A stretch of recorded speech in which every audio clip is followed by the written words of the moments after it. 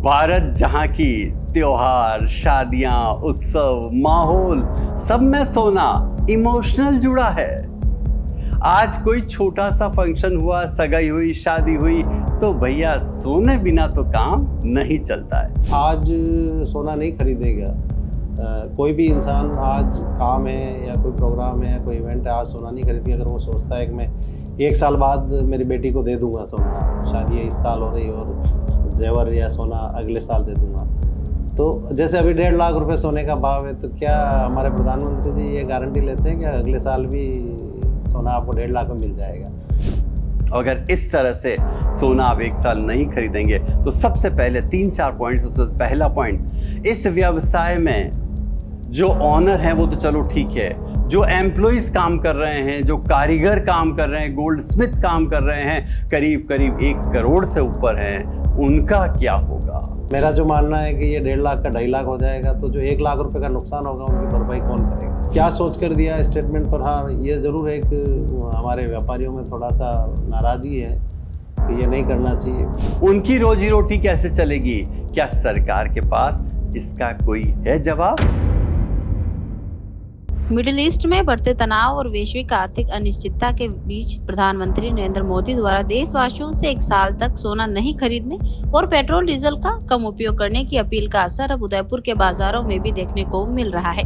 खासकर सर्राफा बाजार में इस बयान को लेकर अलग अलग प्रतिक्रियाएं सामने आ रही है। उदयपुर के कई सर्राफा व्यापारियों ने सोशल मीडिया पर खुले तौर पर पीएम की अपील का विरोध जताया है। व्यापारियों का कहना है कि सोना सिर्फ गहना नहीं बल्कि मुश्किल समय का सबसे बड़ा सहारा होता है। कई व्यापारियों ने अपने स्टेटस पर लिखा कि किसी की सुनकर सोना खरीदना बंद मत करो, भविष्य और इमरजेंसी में सोना ही काम आता है। वहीं कुछ व्यापारियों ने यह तक दावा किया कि आने वाले 1 साल में सोने के दाम 2.5 लाख रुपए प्रति 10 ग्राम तक पहुंच सकते हैं। उदयपुर के घंटाघर, बाबू बाजार और धान मंडी इलाके के सर्राफा कारोबारियों का कहना है कि भारत में सोना सिर्फ निवेश नहीं बल्कि परंपरा और भरोसे से जुड़ा विषय है। शादी ब्याह से लेकर संकट के समय तक हर परिवार में सोने को सुरक्षा के तौर पर देखा जाता है। हालांकि कुछ व्यापारियों ने पीएम की अपील को देश हित से जोड़ते हुए कहा कि मौजूदा वैश्विक हालात को देखते हुए सरकार लोगों से खर्च और आयात कम करने की बात कर रही है, लेकिन इसका सीधा असर सर्राफा कारोबार पर पड़ सकता है। अब पीएम की अपील और व्यापारियों की प्रतिक्रिया के बीच उदयपुर का सर्राफा बाजार चर्चा का केंद्र बना हुआ है। लोग भी असमंजस में हैं कि सोने में निवेश रोके या बढ़ती कीमतों को देखते हुए अभी खरीदारी कर ले। देखिए, बहुत सीधी बात है, इससे सराफा व्यवसाय पर एडवर्स इफेक्ट तो पड़ेगा। हालांकि आज जो बात क्वेश्चन पूछा है आपने, इसका पक्ष और विपक्ष दोनों हैं।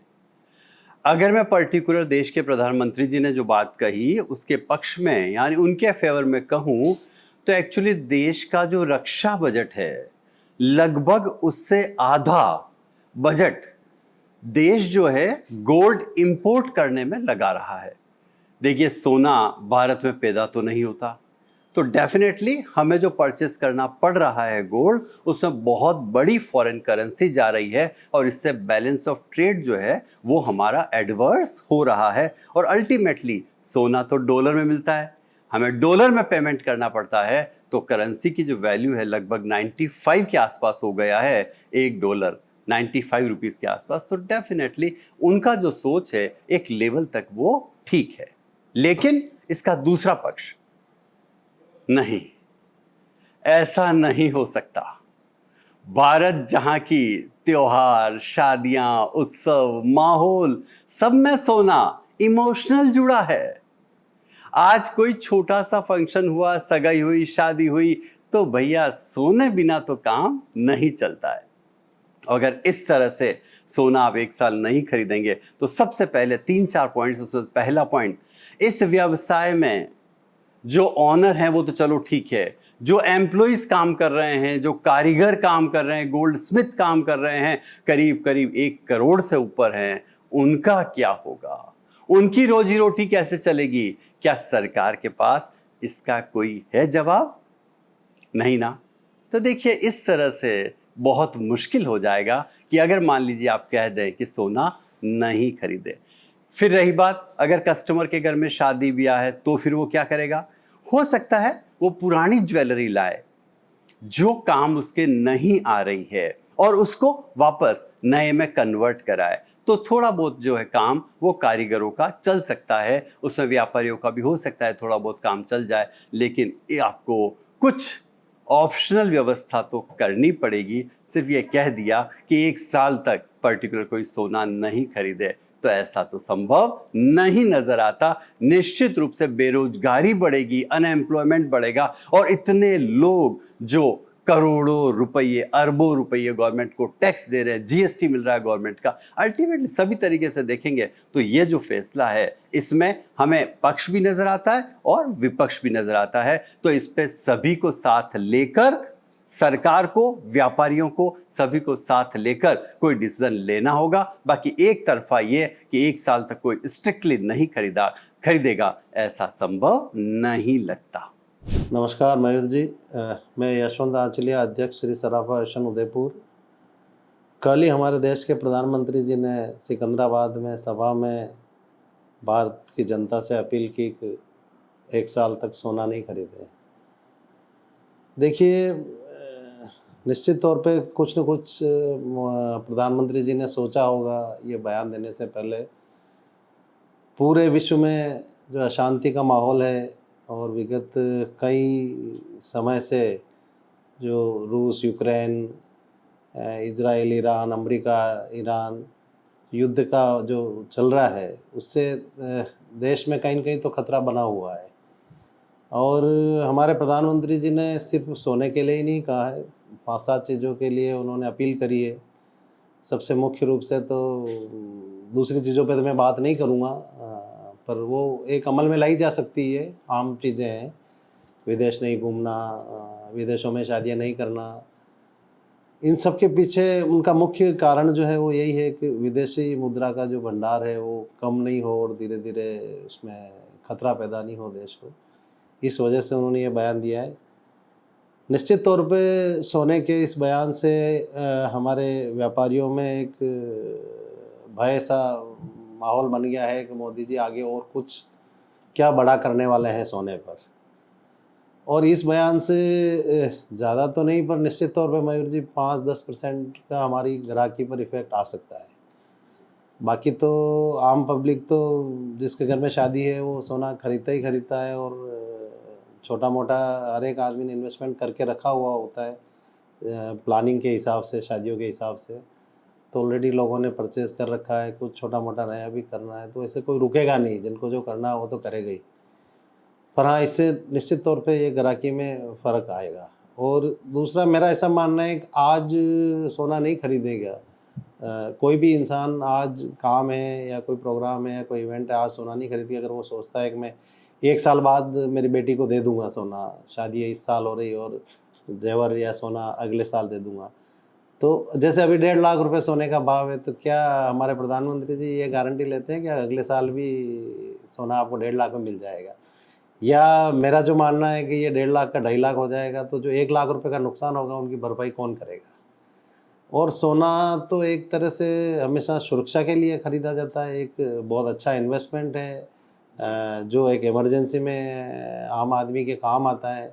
सोना एक तरह से करेंसी के रूप में लेते हैं लोग बाग, जब चाहे तब के इन कैश कर ले और उसका यूज़ किया जा सकता है पैसे का। तो अब वो क्या सोच कर दिया स्टेटमेंट पर, हाँ ये ज़रूर है कि हमारे व्यापारियों में थोड़ा सा नाराज़गी है कि ये नहीं करना चाहिए। पर व्यापारी वर्ग हमेशा भारतीय जनता पार्टी का वोटर रहा, और मैं तो खुद ही पैदाइशी भारतीय जनता पार्टी से बिलोंग करता हूँ। मेरे पेरेंटल और मैं खुद अभी एक कार्यकर्ता के रूप में भारतीय जनता पार्टी में काम कर रहा हूँ।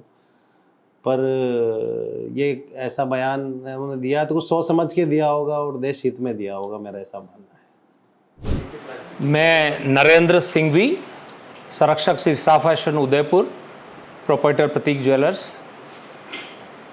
मोदी जी ने जो कल सोना 1 साल नहीं खरीदने के बारे में जो सलाह दी है भारत की जनता को, उसमें सबसे बड़ी कहावत ये चरितार्थ हुई है कि हमारी संस्कृति जो शादी ब्याह में सोना खरीदने की रही है, उसका कितना बड़ा अर्थ उनके संदेश में है कि हमारे पूर्वजों ने उस ज़माने से सोने की खरीद शादी ब्याह में कंपल्सरी रखी थी। उसी का परिणाम है कि आज विश्व में जहाँ संकट है, आर्थिक संकट, वहाँ भारत के अपने देश में करोड़ों टन सोना भारत की जनता के पास मौजूद है। तो जो विश्व में संकट है और हमारे यहाँ फॉरेन करेंसी की आने वाले समय में प्रॉब्लम हो सकती है, तो इंपोर्ट करने से जो हमारा डॉलर का भुगतान होता है उससे हमारी करेंसी खर्च होती है। उनके संदेश से हमने इसको इस तरह से पॉजिटिव लिया है कि सोना खरीदना तो सचमुच हमारे देश की जो संस्कृति वो बहुत ही अच्छी है, और इस परिस्थिति में हमें देश हित में हमारे घरों में जो पुराना सोना है, जो टूटा फूटा है और जो पहनने लायक नहीं है, हमें अपने बिटिया के लिए अपने शादी में अगर जेवर की ज़रूरत है तो मैंने उसको उस रूप में लिया है कि अपने उस पुराने सोने को ज्वेलर को दे करके हम नई ज्वेलरी ले लें, जिससे हमारा कार्य भी हो जाएगा और हमें विश्व से सोना आयात नहीं करना पड़ेगा, और हमारे ही देश में इतना सोना जो पड़ा हुआ है उसका सदुपयोग हो जाएगा। और जब ये संकट निपट जाएगा उसके पश्चात फिर हम उसी तरह से सोने की नई खरीद भी करें। रेस्टोरेंट जाते ही वही पुरानी कहानी, मेन्यू लंबा लेकिन दिल की पसंद अधूरी। किसी को पनीर चाहिए, किसी को मलाई कोफ्ता, तो कोई दाल तड़का पर अड़ा रहता है, और आखिर में समझौता सबको करना पड़ता है। अब नहीं, होटल देवदर्शन लेकर आया है ऐसा ऑफर जो हर टेबल पर खुशियां परोस देगा। सिर्फ 499 में अनलिमिटेड खाना, जो मन करे जितनी बार मन करे बस ऑर्डर करते जाइए। पनीर भी, मलाई कोफ्ता भी, दाल तड़का भी और भी ढेर सारी वैरायटी। हर प्लेट में फुल स्वाद, हर बाइट में मजा। अब ना कोई बहस ना कोई समझौता, बस खाइए, खिलाइए और दिल खोल कर मजे उठाइए। होटल देवदर्शन सूरजपुर, आज ही पहुंचिए, क्योंकि स्वाद इंतजार नहीं करता।